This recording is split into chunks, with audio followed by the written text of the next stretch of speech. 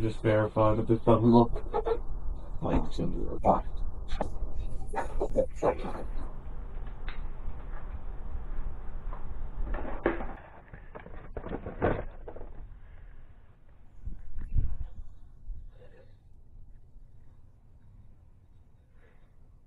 Now,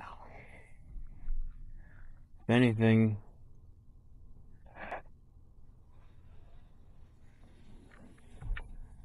that's not even close. Oh, alright. Well, let's grab the VIN number and we'll head to AutoZone.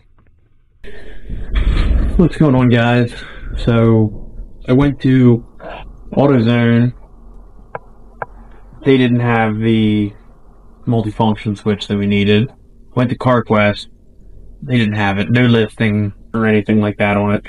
So, we don't have like an O'Reilly's or anything else here, just a Napa, and they're closed at this time. It's lunchtime now. So, came back and did some research. What I found was that, if you can see the screen here, you put that VIN in, and it comes up as an incomplete vehicle, 2004 Chevy.